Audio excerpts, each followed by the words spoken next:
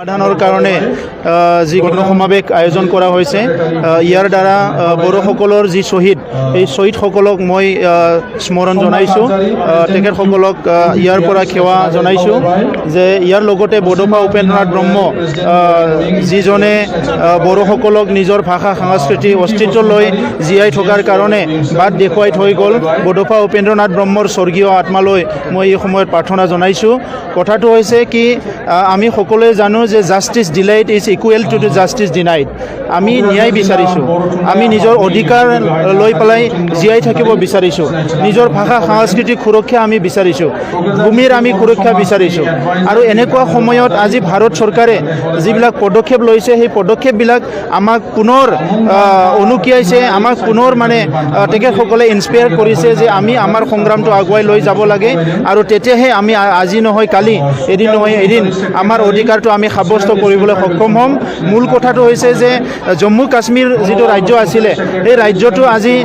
দ্বিখণ্ডিত কৰি পেলাই দুটা ইউনিয়ন টেৰিটৰী ভাৰত চৰকাৰে গঠন কৰি দিছে আৰু তাত স্পষ্ট ভাষাৰে কৈছে যে আজি জম্মু কাশ্মীৰটো দ্বিখণ্ডিত কৰাৰ মূল কাৰণটো হৈছে তাত থকা নাগৰিকসকলক তেখেতসকলে ন্যায় দিব বিচাৰিছে নিৰাপত্তা দিব বিচাৰিছে পাকিস্তান আৰু অন্য দেশৰ পৰা যে সন্ত্ৰাসবাদীসকলে আহি কাশ্মীৰত যি সন্ত্ৰাস চলাই আছে এই সন্ত্ৰাসটো বন্ধ কৰাৰ স্বাৰ্থত আজি কাশ্মীৰটো তেখেতসকলে তেনেকুৱা এটা সাংবিধানিকভাৱে বিভাজন কৰি পেলাই তাত শান্তি প্ৰতিষ্ঠা কৰিবলৈ চেষ্টা কৰিছে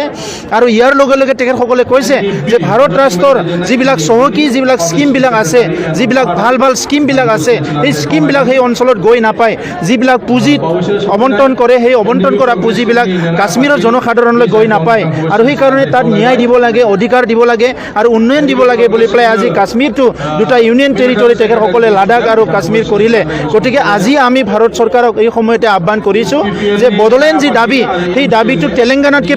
পুৰণি আছিলে তেলেংগানা 1969ত দাবী কৰিছে আৰু বড়োলেণ্ড আমি 1967ৰ পৰা দাবী কৰি আহিছে এতিয়ালৈকে 5,000তকৈ অধিক লোক শ্বহীদ হ'ল এতিয়ালৈকে 20,000তকৈ অধিক লোক জেলত যাব লগা হ'ল আজিও বহুত সংগ্ৰামী বড়োলেণ্ড আন্দোলনৰ সংগ্ৰামী জেলত আছে বিভিন্ন সময়ত আপোনালোকে বিভিন্ন হাৰাশাস্তি হোৱা দেখিবলৈ পাইছে সেইকাৰণে আজি এই শান্তি আৰু সমাধান যিটো গণসমাৱেশ ইয়াৰ দ্বাৰা ভাৰত চৰকাৰ আৰু অসম চৰকাৰক আমি আহ্বান কৰিছোঁ যে অতি শীঘ্ৰে এটা আইনগত ব্যৱস্থা ল'ব লাগে এটা সাংবিধানিক এটা ব্যৱস্থাৰ মাজেৰে বড়োলেণ্ড সমস্যা সমাধান কৰাৰ কাৰণে আগবাঢ়ি আহিব লাগে সেইটোকে আমি চৰকাৰৰ ওচৰত দাবী জনাইছোঁ আজি এই গণসমাৱেশ দ্বাৰা আমি সেইটোকে প্ৰমাণ কৰি দিছোঁ যে বড়োসকলে কোনোদিন হাত সাৱটি বহি নাথাকে যেতিয়ালৈকে আমাৰ ভূমি সুৰক্ষা নহয় যেতিয়ালৈকে আমাৰ ভাষা সংস্কৃতিৰ অস্তিত্ব ৰক্ষা যি কথা আছিলে সেইটো সুৰক্ষিত নহয় যেতিয়ালৈকে সম অধিকাৰ সমমৰ্যাদা পাবলৈ সক্ষম নহয় তেতিয়ালৈকে বড়োসকলৰ সংগ্ৰাম চলি থাকিব গতিকে অতি শীঘ্ৰে বড়োলেণ্ড সমস্যা সমাধান কৰাৰ কাৰণে মই চৰকাৰক আহ্বান জনাইছোঁ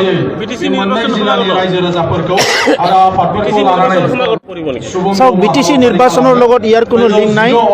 এই সংগ্ৰামটো আজিৰ পৰা 40 বছৰ আগৰ পৰাই চলি আছে আৰু যেতিয়ালৈকে সমাধান নহয় এইটো চলি থাকিব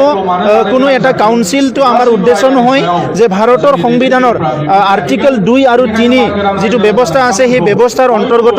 আমি এটা সুকীয়া ৰাজ্য বিচাৰিছোঁ য'ত নেকি আমি ফুল অটনমি পাব পাৰোঁ আৰু আমাৰ নিজৰ ভৱিষ্যতটো নিজে আমি গঢ়িব পাৰোঁ আমাৰ নিজৰ যিটো উন্নয়নৰ কথা নিজৰ যিটো নিৰাপত্তাৰ কথা নিজৰ ভাষা সংস্কৃতি আগুৱাই লৈ যোৱাৰ কথা এই কথাখিনি সুনিশ্চিত কৰিব পাৰে সেইকাৰণে আমি পৃথক ৰাজ্যৰ সংগ্ৰাম গণতান্ত্ৰিকভাৱে কৰি আছোঁ আৰু অনাগত দিনত কৰি যাম আৰু আমাৰ দাবী সেইটোৱে যে অতি শীঘ্ৰে ৰাজনৈতিক পৰ্যায়ত আলোচনা হ'ব লাগে ইয়াৰ কাৰণে government of India policy decision ল'ব লাগে আৰু উগ্ৰপন্থীসকলৰ যিটো সমস্যা এই সমাধানৰ কাৰণে ভাৰত চৰকাৰে যেনেকৈ শান্তি আলোচনা আৰম্ভ কৰিছিলে এইটো অতি ক্ষীপ্ৰতাৰে কৰি পেলাই